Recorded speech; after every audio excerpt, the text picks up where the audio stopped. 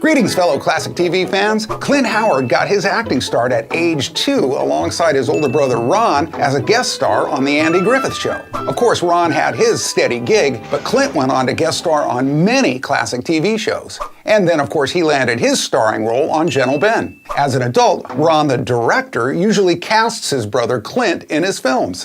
One might say these Howard brothers have enjoyed some pretty happy days. And yes, Clint guest starred on that too. Greetings, fellow classic TV fans. In the 1965 episode Far Out Munsters, America was introduced to the real-life LA band, the Standells. In town for a concert and hoping to avoid their notorious hordes of fans and trashed hotel rooms, their manager offers the Munsters $1,500 to rent 1313 Mockingbird Lane for the weekend. Also in the deal, he'll put the family up in a posh hotel. And having a few deep debts, Herman, as head of the family, decides to accept. The Standells decide they dig the old house, especially the dust-bellowing organ that plays notes you can see. But with the hotel being way too classy for the Munsters to be comfortable, they decide to return home early, only to find their renters throwing a wild party. As they come inside, the Standells are playing a song called Come On and Ringo. Well, the Beatles' influence is pushed a little bit more as they go into their own version of I Want to Hold Your Hand. Eddie, who is a big fan, instantly recognizes them, and the song eventually wins the family over. Following their Munsters popularity bump, the Standells scored a monster hit with their song Dirty Water, which went all the way to number 11 on the Billboard charts. Greetings, fellow classic TV fans. In the mid-50s, Tonight, starring the show's creator Steve Allen, ran for 2.5 seasons. It was the very first of its kind, ushering in the era of the late-night talk show. After Allen moved on, Jack Parr took over for another 5 seasons.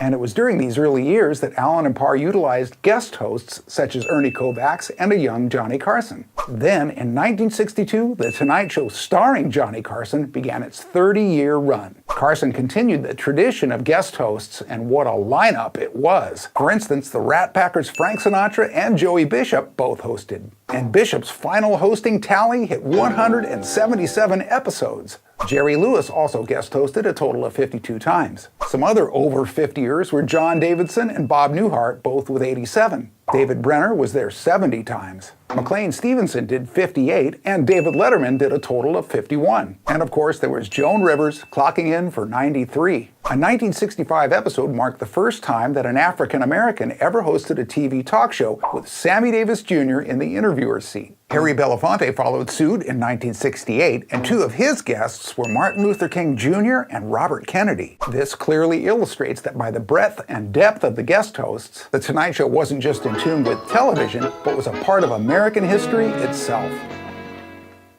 Greetings, fellow classic TV fans. Did you know that Don Knotts won multiple commendations in World War II? Serving in the Army, he won the World War II Victory Medal, the Philippine Liberation Medal, a 4-star Asian Pacific Campaign Medal, an Army Good Conduct Medal, and most interestingly, a Marksman's Badge. I guess Barney only really needed the 1 bullet.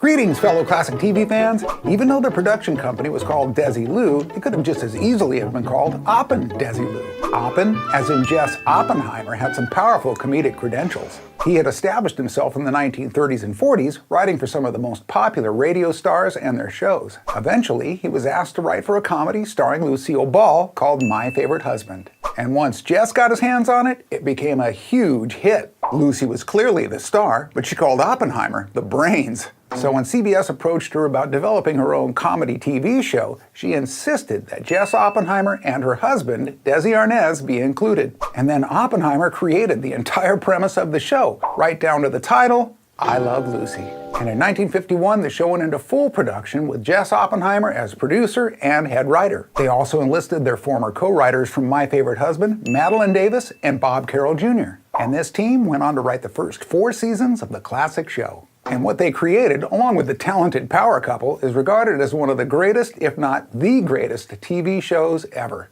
Lucy later claimed that she owed much to the friendship, creativity, and true genius of Jess Oppenheimer.